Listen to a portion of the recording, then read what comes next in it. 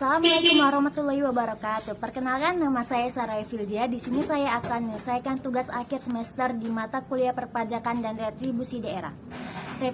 Reformasi pajak di Indonesia dimulai pada tahun 1983 dengan memperkenalkan prinsip self assessment, menyederhanakan dan menurunkan tarif PPh dan memberlakukan PPN atau pajak pertambahan nilai sebagai pengganti PPN atau pajak penjualan. Setelah berjalan 10 tahun, reformasi pajak 1883 ini dilanjutkan dengan reformasi pajak 1994 dan 1997 yang mengubah undang-undang sebelumnya dan membuat undang-undang baru.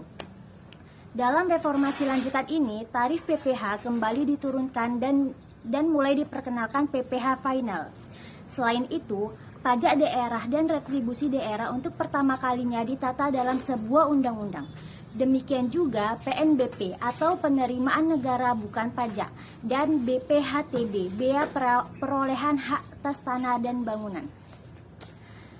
Masing-masing ditata dalam undang-undang. Reformasi pajak 1983-1994 dan diterima baik oleh masyarakat dan sukses mencapai target atau sasarannya. Sedangkan reformasi pajak pasca 1997 meski dengan biaya yang amat mahal tetapi karena tidak direncanakan dengan baik dan bermuatan politis atau memberikan indikasi kegagalan. Reformasi pajak 1983, sebuah reformasi pajak tahun 1983, besarnya pajak yang terutang oleh wajib pajak atau WP ditetapkan oleh negara melalui kantor indeksasi pajak. Dengan semakin banyaknya jumlah WP serta semangat sebagai bangsa yang telah merdeka, sistem penetapan besarnya pajak yang terutang oleh kantor inspeksi pajak diubah ke sistem self-assessment. WP menghitung dan melaporkan sendiri besarnya pajak penghasilan yang terutang. Sejalan dengan itu, kantor inspeksi pajak diubah menjadi kantor pelayanan pajak. Sedangkan untuk meningkatkan daya saing ekonomi Indonesia pada khususnya dan menunjang ekspor pada umumnya, serta untuk meningkatkan efektivitas kontrol masyarakat dalam pemungutan pajak tidak langsung, PPN atau pajak penjualan diganti dengan pajak pertambahan nilai atau PPN. Reformasi pajak 1994 tanpa mengurangi substansi reformasi pajak 1983. Reformasi perpajakan 1994 dan 1997 merupakan konsekuensi logis atau lanjutan sebagai hasil dari evaluasi pelaksanaan reformasi sebelumnya, khususnya pelaksanaan prinsip self-assessment. Sudah menjadi sifat WP di negara manapun untuk berupaya menghindari atau mengecilkan kewajiban pajaknya.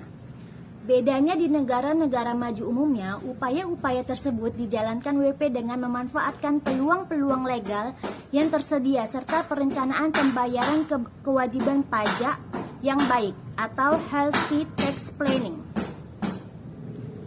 Sedangkan di negara-negara berkembang termasuk Indonesia, upaya penghindaran dan pengecilan pajak ditempuh dengan upaya yang legal maupun ilegal.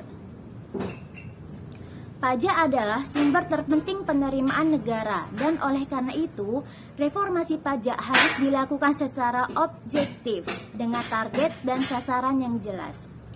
Reformasi pajak juga harus memperhatikan aspek keadilan, daya saing ekonomi di dalam negeri ataupun dengan negara-negara pesaing,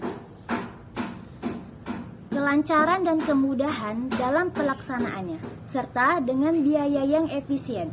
Reformasi pajak tahun 1983, tahun 1994, dan tahun 1997 pada umumnya dinilai berhasil dan bebas dari muatan politik. Keberhasilan ini dapat diukur dari tercapai atau tidaknya target-target penerimaan pajak, tax ratio, dan penerimaan masyarakat WP terhadap perubahan-perubahan yang terjadi. Sebaliknya, reformasi pajak pasca 1997 lebih bernuansa propaganda politik dikerjakan dengan biaya yang amat mahal oleh konsultan asing, tetapi tidak atau belum memberikan indikasi keberhasilannya. Mungkin hanya saja yang dapat saya sampaikan, lebih dan kurang saya mohon maaf. Assalamualaikum warahmatullahi wabarakatuh.